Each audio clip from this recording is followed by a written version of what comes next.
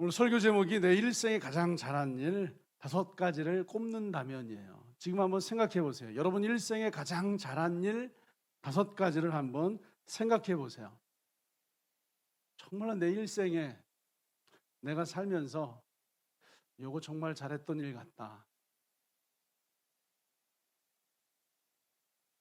생각해 보셨나요?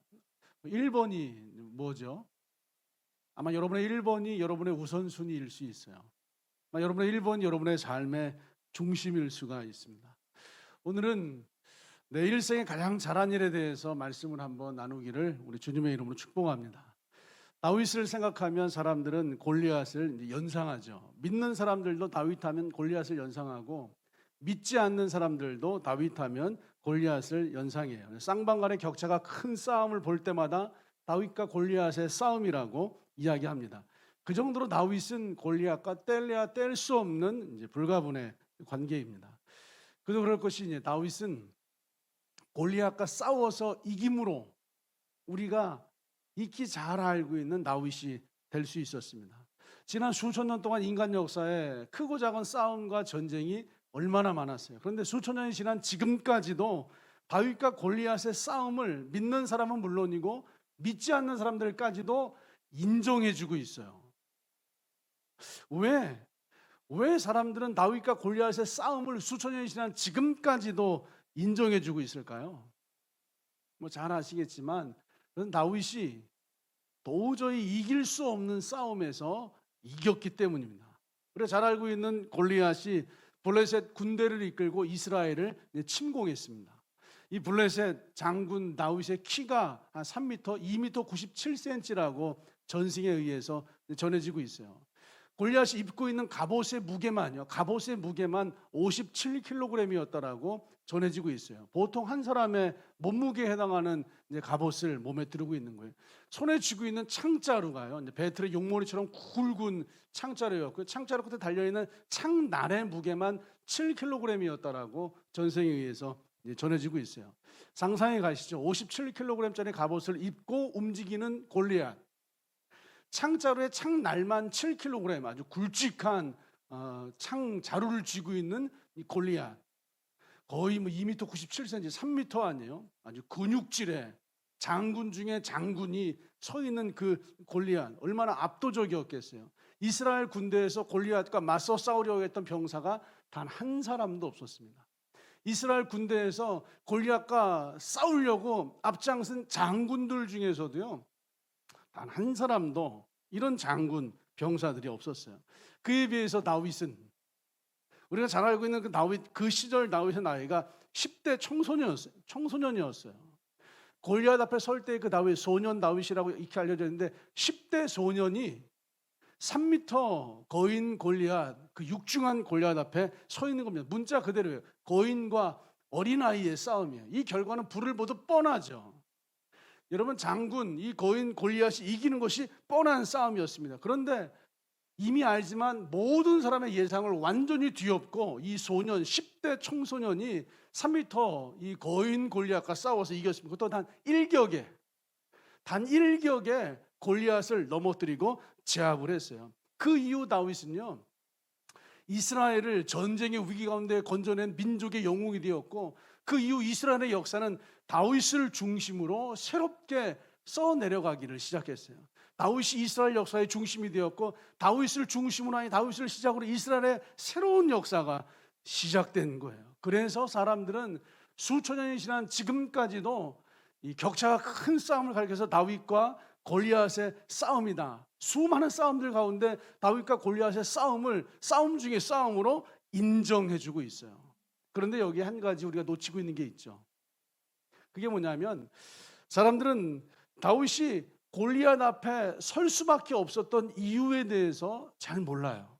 왜 그날 다윗이 전쟁터에서 3m짜리 거인 골리앗 앞에 서야만 했는지 그 이유를 소상하게 아는 사람들이 없습니다. 여러분, 다윗이 그날 그 전쟁터에서 골리앗 앞에 왜 섰죠? 그 나이 어린 다윗이 호련단신으로 거인 골리앗 블레셋 장군 앞에 서야만 했던 이유가 무엇인지에 대해서 상세하게 알고 있는 사람들이 그다지 많지 않아요. 여러분, 당시 다윗은요, 전쟁터에 출정한 군인이 아니었습니다. 이미 충분히 아시겠지만 전쟁터에 출전한 군인이 아니었어요. 다윗의 집 근처에서 전쟁이 벌어진 것도 아니에요. 고개를 빼꼼히 담장 너머에서 야 골리앗 키가 크구나 이렇게 볼 수 있는 그 정도가 아니에요. 다윗이 살고 있는 동네는요 베들레헴이에요. 그리고 전쟁이 벌어진 그 현장은요 이제 엘라 골짜기라고 하는 장소에서 전쟁이 벌어졌어요. 다윗의 집에서 엘라 골짜기까지 직선 거리로 24km예요. 직선 거리로 하늘바람교에서요 여의도 63 빌딩까지가 이제 25km예요. 그런데 우리 교회에서는 직선 거리가 아니라 이제 도로를 따서 굽이굽이 흘러가는 거 25km예요. 그러니까 베들레헴 다윗의 집에서 전쟁터까지 직선 거리가 아닌 직선 거리 24km. 그러니까 훨씬 더 먼 거리에 최소한 여기서부터요 걸어서 여의도에 있는 63 빌딩까지 걸어간다고 생각하시면 돼요. 그렇게 먼 거리에서 전쟁이 일어난 겁니다. 그런데 다윗이 호련난신으로 그 24km 떨어진 그 전쟁터에 그 육중한 몸을 자랑하고 있는 골리앗 앞에 떡하니 서 있는 거예요. 이유가 뭐였죠? 서 있는 이유가요. 그 이유는 아주 의외로 너무 하찮은 아주 단순한 이유였습니다. 다윗은 베들레헴 2세의 8명의 아들 중에서 8번째 막내 아들이었어요. 골리앗이 블레셋 군대를 이끌고 이스라엘 침공하자 사울 왕은 군사들을 징집했고 2세의 아들 8명 중에서 자그마치 3명이나 군사로 징집되어서 전쟁에 참여했어요. 3명이요. 첫째 아들, 둘째 아들, 셋째 아들, 가장 큰 연장자 심센 아들 3명이 연이어서 이제 군대에 차출되어서 징병되었어요. 어느 날 2세 아버지가 전쟁터에 있는 세 아들을 위해서 먹을거리를 전쟁터에 보내기로 이제 합니다.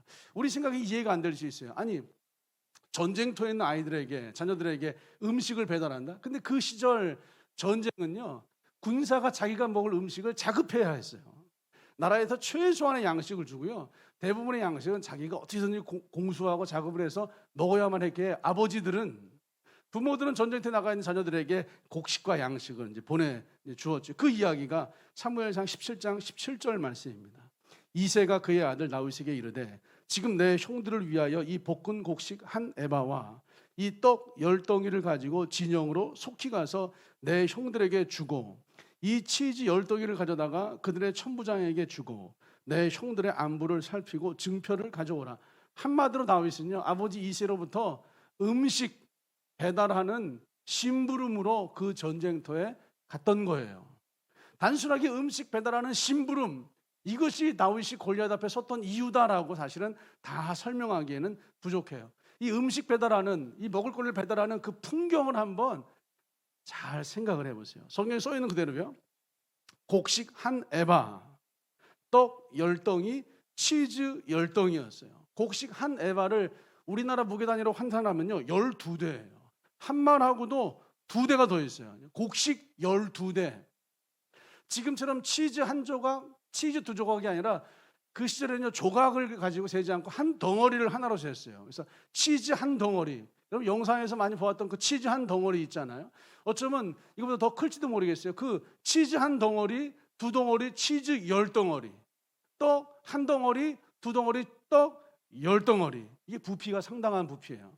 떡 10덩어리, 치즈 10덩어리, 곡식 12대. 부피도 상당하고요. 10대 청소년이 가지고 가기에는 무게도 사실은 만만치 않은 상당한 무게였어요. 여러분 이제 겨우 중고등학생이요 24km 떨어져 있는 전쟁터에, 그것도 평범한 마을이 아니라 창칼이 오가는 전쟁터에 곡식 12대, 떡 10덩이, 치즈 10덩이를 가지고서요 24km나 걸어가야 한다는 것은요 이 굉장히 어려운 일이에요. 결코 쉬운 일이 이제 아니죠. 만약 생각해 보세요. 8명의 아들들 가운데 3명은 군사로 징병되어 5명이 남아있어요. 5명의 아들들 중에서 이 꽤 상당한 부피와 무게감을 자랑하는 곡식과 떡과 치즈를 운반해야 한다면 누구에게 이 일을 시키는 것이 가장 적합하겠어요? 맞아요. 넷째죠. 넷째가 그래도 제일 연장자이고 키도 크고 힘이 세고 여러분 달리기도 빠르고 뭔가 좀 들고 가기에 충분했을 거 아니야. 최소한 2명은 보내겠죠. 이 정도 양이라면 1명 안 돼. 2명. 넷째와 다섯째 너희 둘이 갔다 와라. 제일 연장자가 가는 것이 합당했을 것이고 제일 연장자가 가는 것이 가장 합리적이었어요. 그런데 이세 아버지는요, 넷째 아니고요, 다섯째 아니고요, 여섯째도 아니고 일곱째도 아니고 막내 다윗이 이 일의 적임자라고 생각을 했어요. 넷째도 적임자가 아니라고 생각했어요. 다섯째, 여섯째, 일곱째도 이 일의 적임자가 아니라고 생각했고 오직 막내 다윗만이 이 일의 적임자라고 생각을 했어요. 그래서 아버지 이새는 막내 다윗에게 이 일을 맡깁니다. 아버지 이새는요, 다윗을 잘 알고 있었어요. 하나님께서는요, 우리들을 잘 알고 있습니다. 이 목사도 잘 알고 있어요. 안정호 전사님에게 이 일을 맡겨야 할지, 배주호 목사님에게 이 일을 맡겨야 할지, 어떤 성도에게 이 일을 맡겨야 할지 이 목사도 어느 정도 알고 있어요. 근데 아버지 이새가 다윗을 잘 알고 있어요. 막내 다윗만이 무슨 일을 시켜도, 어떤 심부름을 시켜도, 무슨 핑계, 어떤 이유, 어떤 이의도 제기하지 않고 그 일을 최선을 다해 순종할 것이라는 사실을 아버지 이새가 잘 알고 있었어요. 여러분 다 아시죠? 여러분 자녀들이 둘이 있다면 둘 중에 누구에게 심부름을 시켜야, 누구에게 일을 맡겨야 이 아이가 핑계대지 않고 이유를 대지 않고 이 일을 제기하지 않고 이 일을 잘할 수 있는지 우리 부모들도 자녀가 둘 셋이라면 충분히 짐작하여서 알 수 있어요. 그래서 아버지 이새는 넷째가 아닌 다섯째, 여섯째, 일곱째가 아닌 막내 다윗에게 이 부담스러워 보이는 지극히 작은 하찮은 일을 다윗에게 맡기죠. 이제 다윗의 입장에서 한번 생각을 해보세요. 다윗의 입장에서 아버지가 다윗에게 전쟁터에 가서 먹을 거리를 배달하고 와라, 음식을 배달하라고 하는 아버지의 명령을 들은 거예요. 다윗은요, 얼마든지 핑계 댈 수 있어요. 얼마든지 이유를 댈 수 있어요. 얼마든지 그 명령을 따르지 않을 수 있는 명분이 충분한 사람이 다윗이에요. 넷째라면 이야기가 다른데 막내 다윗은 명분이 너무 많아요. 아버지, 왜 하필 제가 가요? 형들이 있잖아요. 이 말 한마디면 끝나요, 여러분. 형들이 있잖아요, 아버지. 아니면 아버지, 제가 너무 여리여리 힘이 없어갖고 이 떡 10덩이, 치즈 10덩이, 아버지 곡식 12대만 해도 무거운데 곡식 12대에다가 떡 10덩이, 치즈 10덩이요. 아버지 너무 힘들어. 이거 제가 못 가져가요. 가다가 뺏겨요, 아버지. 그냥 적당히 어떤 얘기를 하든지 이게 합리적이고 이해가 돼요. 막내가 가기에는 부족하겠다. 그러니까 다윗은 얼마든지 이유될 수 있어요. 이거 제가 할 수 없는 일이에요. 아버지, 저보다는 힘이 더 센 넷째 형에게 맡기시죠. 저보다는 달리기가 빠른 다섯째 형에게 맡기시죠. 저보다는 아주 그냥 임기응변이 출중한 여섯째 형에게 맡기시죠. 얼마든지 피하고 회피하고 또 밀 수 있는 사람이 다윗이었어요. 우리가 팀장 사무연회 때 이미 임명받으셨고 오늘 임명장을 받으시고 사역하시지만 여러분 얼마든지 그 팀장의 임명을 받으셔도 일 안 하고 떠밀 수가 있습니다. 그런데 다윗은 떠밀지 않았어요. 다윗은 예, 아버지, 제가 다녀오겠습니다. 딱 한마디 했어요. 예, 아버지, 제가 다녀오겠습니다. 여러분 다윗이요, 여러분 생각해보면 다윗의 일생을 통틀어서 가장 잘한 일을 한 가지를 꼽으라고 한다면 그게 뭐겠어요, 여러분? 다윗의 일생을 통틀어서 다윗이 가장 잘한 일 한 가지만 꼽으라고 한다면, 네, 한 가지만 꼽으라고 한다면 많은 사람들이 생각할 거예요. 이미 여러분들 중에 대부분은 정답을 알고 계시겠지만 다윗이 골리앗을 물리친 일, 사울을 피해 도망다니다가 사울을 죽일 수 있는 기회가 여러 번 있었지만 그 칼을 뺐다가 다시 도로 칼집에 꽂고 사울을 죽이지 않은 일, 전쟁 중에 잃어버린 하나님의 법궤를 되찾아온 일, 여러분 여호와의 성전 건축을 위해서 성전 건축에 필요한 모든 준비를 완벽하게 끝내놓은 일, 이스라엘 12지파를 최초로 통일한 통일왕인데 12지파를 통일한 일, 시편에 있는 무수히 많은 시편과 노래와 찬양을 하나님께 작사해서 올려드린 일, 어쩌면 많은 사람들은 다윗과 골리앗의 싸움에서 다윗이 승리한 일을 다윗 일생에 가장 잘한 일 한 가지로 손에 꼽을지 모르겠어요. 근데 여러분 한 번만, 늘 신앙은요, 말씀 읽으실 때는 한 번만 더 생각해 보셔야 돼요. 진지하게. 한 번만 더 생각해 보시면 우리 충분히 알 수 있어요. 다윗이 일생에 가장 잘한 일은요, 그날 아버지가 무거운 먹거리를 심부름 시켰을 때 그 심부름 앞에서 예 아버지, 정말 그 보잘것없는 심부름에 예 아버지 순종한 거예요. 그 작은 심부름에 예 아버지 순종한 거예요. 그 부당해 보이는 심부름에, 형들을 다 놔두고 막내의 나를 보내겠다고 하는 그 부당한 심부름에 예 아버지라고 순종한 것이 일생의 다윗이 가장 잘한 일이었어요. 생각해 보세요. 다윗에 관련된 모든 역사는 그날 예 아버지 순종한 일에서부터 시작된 거예요. 다윗이 골리앗을 만날 수 있었던 건 그날 예 아버지 순종한 것 때문에 골리앗을 만난 거예요.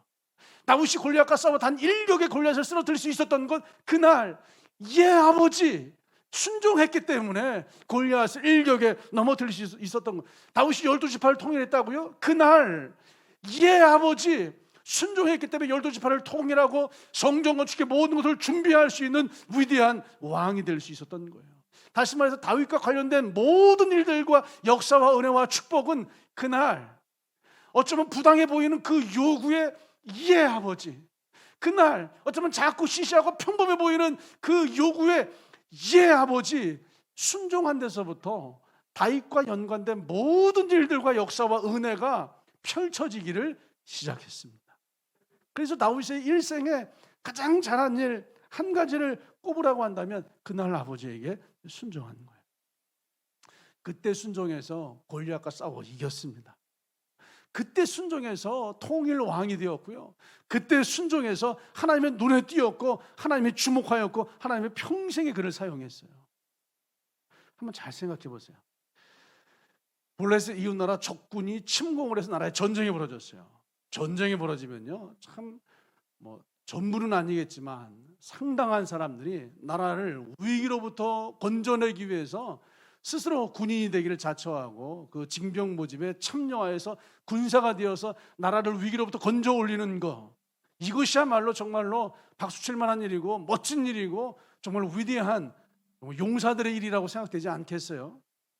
그 시절에는 아마도 더했을 거예요. 거기에 비해서 전쟁터의 군인이 아니라 전쟁터에 있는 형들에게 떡 10덩이, 치즈 10덩이, 곡식 12대를 운반하는 먹을거리를 심부름을 하는 이 소년 다윗의 일은요, 나라를 건져내기 위해서 군사가 되어 전쟁에 참여하는 사람들의 일에 비교하면 굉장히 시시하고 굉장히 작고 굉장히 초라하고 평범한 일처럼 보였을 거예요. 만약 그날 다윗이 아버지 저도 좀 큰 일 하고 싶어요, 만약 그날 다윗이 아버지 이렇게 시시하고 하찮은 일 말고 좀 멋진 일을 좀 하고 싶어요, 만약 그날 다윗이 남들처럼 저도 나라를 구하는 군인이 되어서 전쟁터에 참여할래요 하면서 징병 모집하는 그 사무실을 찾아갔더라면 아마 우리가 알고 있는 다윗의 역사는 이렇게 성경에 기록되어 있지 않을 거예요. 그런데 그날 다윗은 그 작아 보이는, 그 부당해 보이는 그 아버지의 부름 앞에 예 아버지 순종한 것으로 말미암아 우리가 아는 다윗의 역사가 성경 안에서 시작 일어나게 된 줄 믿습니다.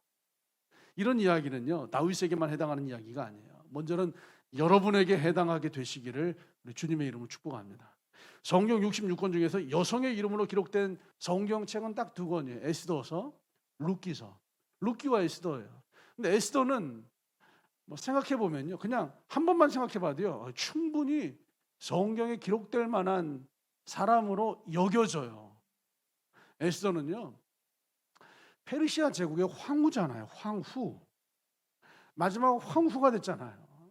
페르시아 제국의 왕비예요, 여러분. 심지어 이스라엘 유대 민족이 여러분 말살되기 직전에 그 민족의 말살 직전의 민족을 위기로부터 건져 올린 위대한 서사가 있는 여인이 에스더라고 하는 여인이에요.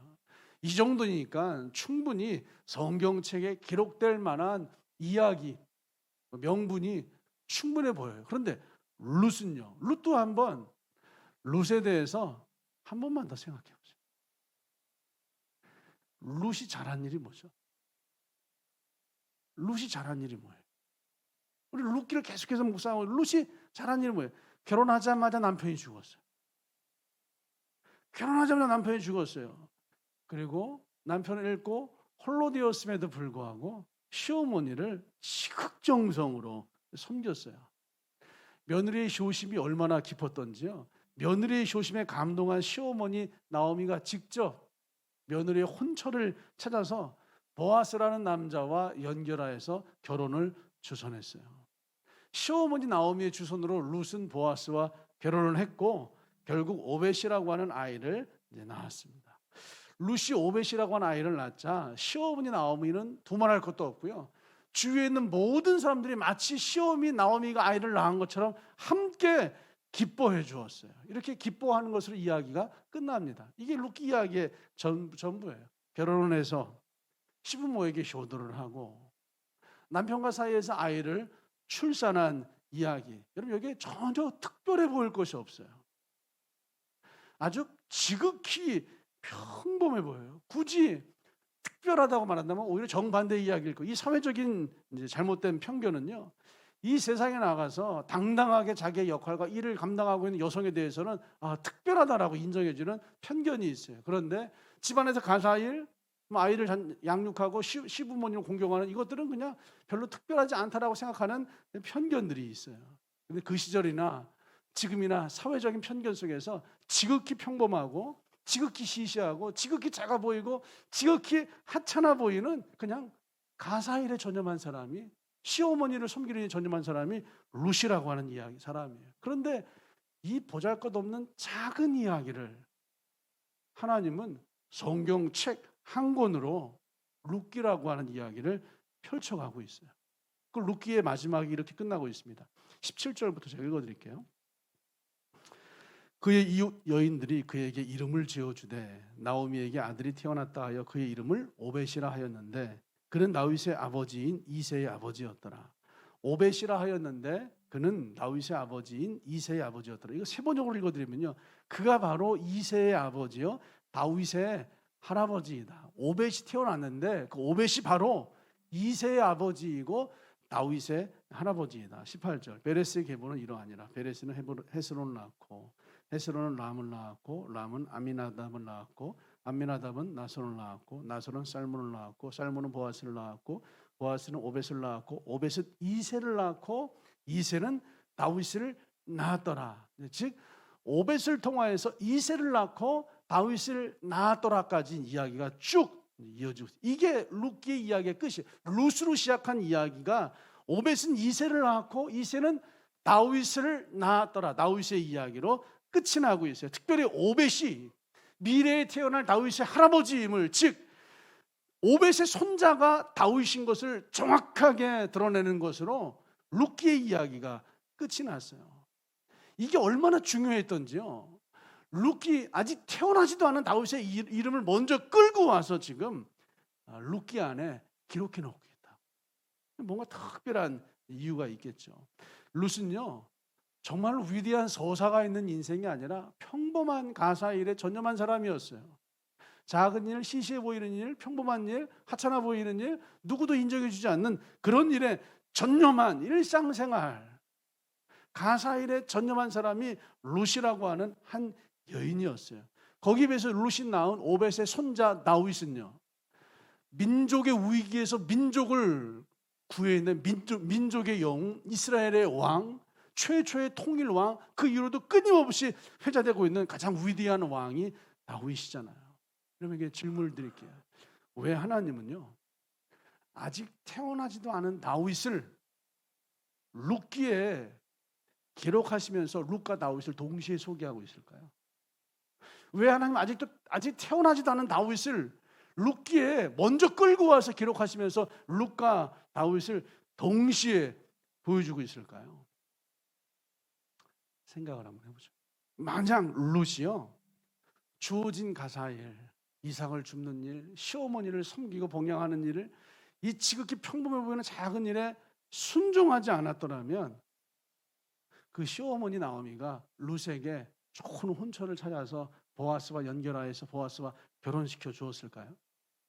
만약 룻이 이삭을 줍는, 정말로 이삭 줍는 그 하찮은 일에 순종하지 않았더라면 룻이 보아스의 밭에 들어가서 보아스를 만날 수 있었을까요, 여러분?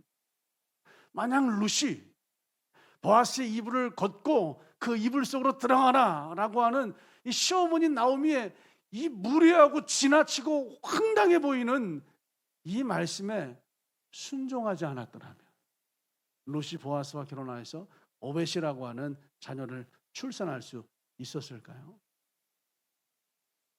한번 생각해 보세요.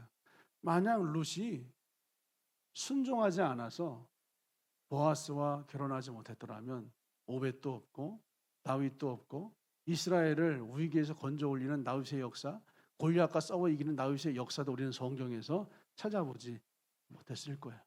그래서 룻기 1장, 2장, 3장, 4장 룻기서 전체를 통틀어서 룻이 가장 잘한 일 한 가지를 꼽으라고 한다면요, 그 지극히 평범해 보이는 그 작은 일에 순종한 거. 예, 어머니. 예, 어머니. 이삭을 줍겠습니다. 예, 어머니. 보아스의 밭에 가겠습니다. 예, 어머니.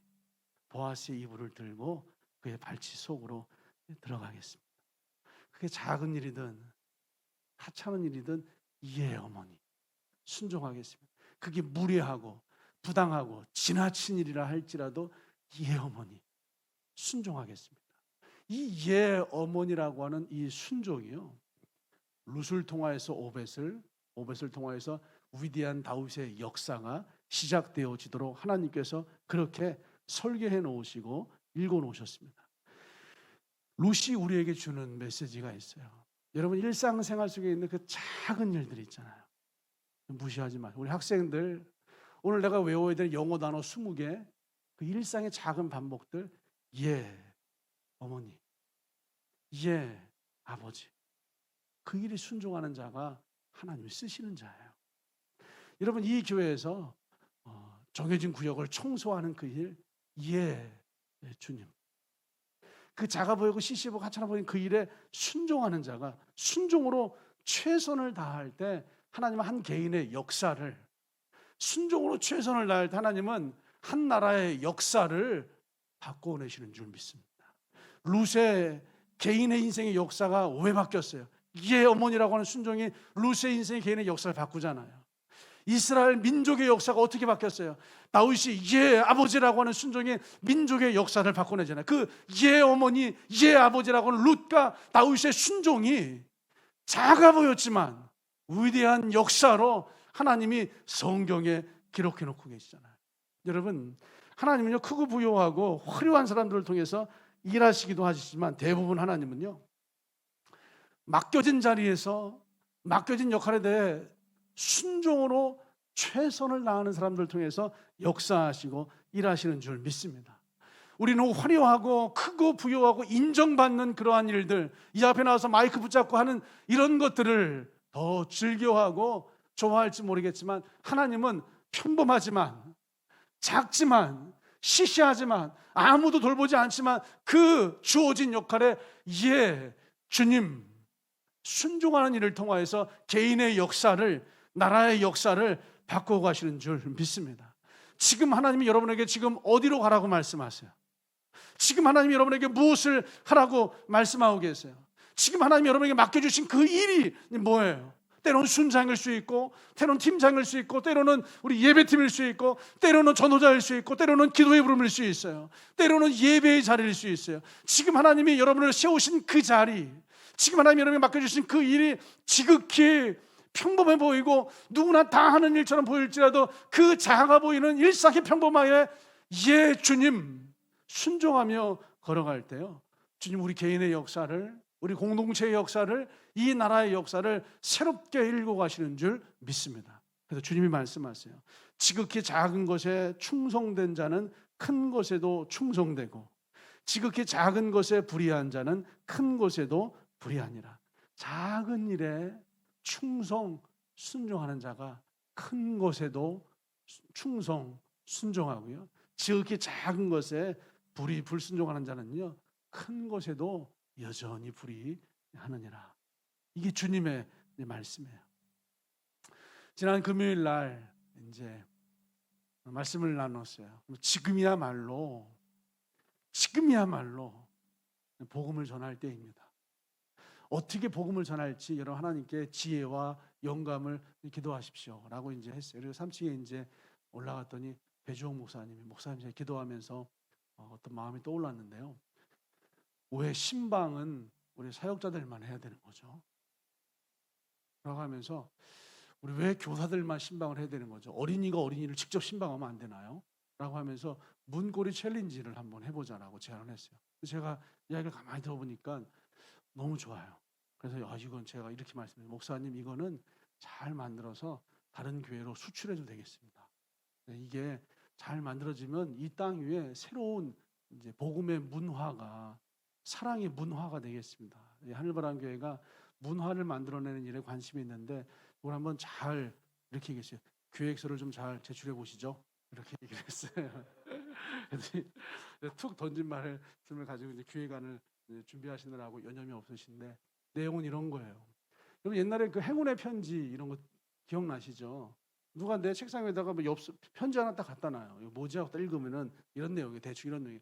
이 편지를 가지신 분은 뭐 10명의 다른 사람들에게 이 편지를 보내지 않으면 당신에게 저주가 임할 것이고 뭐 죽음이 임할 것이고 하나님마다 재수가 없을 것이고 그러니까 당신은 이 재수 없음과 저주와 불행으로부터 벗어나기 위해서는 뭐 7명의 사람들에게 10명의 사람들에게 이 행운의 편지를 나눠줘야 됩니다. 사람들이 옛날에 그런 걸 받으면요 왠지 좀 찜찜해갖고 정말 그걸 열심히 또 써갖고 또 나눠주는 사람들이 있었어요. 이거와 비슷하게요 우리 배종 목사님은 이런 걸 하나 이제 만들었어요. 혹시 사진 있으면 한번 보여주시겠어요? 실제로 배종 목사님하고 안용호 전사님, 이은지 집사님이 토요일 날 가서 또 이렇게 했어요. 여러분 작은 봉투에다가요 사랑의 마음을 담아서 자필로 편지 하나 쓰세요. 요거 받으신 분은 주님의 사랑이 임할 것이고 주님의 평강이 임할 것이고 은혜가 임할 것이고 주님의 치유가 임할 것이고 주님의 돌보심이 임할 것이고 루스의 은혜가 다윗의 은혜가 여호수아의 은혜가 성경 안에 기록된 주님의 특별한 청려와 은총이 당신의 삶에 가득할 것입니다. 이걸 정말로 2배, 3배 그 이상으로 풍성히 누리고 나누길 원하신다면 받은 당신도 또 다른 사람 한 2명에게 이걸 좀 흘려보내 주십시오 라고 이제 이렇게 편지를 쓰시는 거예요. 그래서 우리 교회 사역자들이요, 이제 성도 여러분의 가정에 이제 무작위로 찾아가셔서 어느 날 집에 갔더니 문고리에 뭔가 걸려 있어요. 딱 보시면 이걸 받은 당신은 복이 임할 것이고 은혜가 임할 것이고 사랑이 임할 것이고 평강이 임할 것이고 치유가 임할 것이고 단 2사람 이상에게 똑같이 하셔야 됩니다라고 하는 문고리 챌린지가 이제 일어날 거예요. 그럼 여러분 2사람 중에 우리 하늘바람교회 성도들이 먼저 격려받고 지지받으면 좋겠어요. 그래서 하늘바람 성도들에게 2 중에 하나는요 하늘바람 성도들 가정 문고리에 걸어서 기도하시고 격려하시고 짧지만 편지 쓰시고요. 또 하나는 여러분 지인들 중에서 정말 사랑과 위로와 응원과 격려가 필요한 그 사람에게 보내서요 쓰세요. 당신도 2사람에게 이렇게 보내주신다면 이 나라가 우울한 나라가 아니라 정말로 소망이 있고 격려가 있고 응원이 있는 새 힘을 얻는 나라가 될 것입니다라고 여러분 편지 짧게 써서 작은 것으로 누군가의 이웃을 한번 위로해 보세요. 이 얘기를 제가 여러분들에게 함께 나누자고 드렸잖아요. 이 일 가운데 예주님 순종하시기를 주님의 이름으로 축복합니다. 이거 정말로 엄청난 에너지와 재정이 들어간 일이 아니라 여러분의 마음만 있다면 예주님 순종하겠습니다. 정말 작은 일이거든요. 그런데 주님은 이 작은 부름 앞에 예주님 순종하는 그 사람을 통해서 루세의 역사를 예주님 순종하는 일을 통해서 다윗의 역사를 하늘바람교회와 성도들을 통해서 새롭게 펼쳐갈 것이라고 믿습니다. 내 일생에 가장 잘한 일 5가지를 꼽으라고 한다면 첫째도 순종이요, 둘째도 순종이요, 셋째도 순종이요, 예 주님 하는 순종이 우리 일생에 가장 잘한 일 되시기를 주님의 이름으로 축복합니다.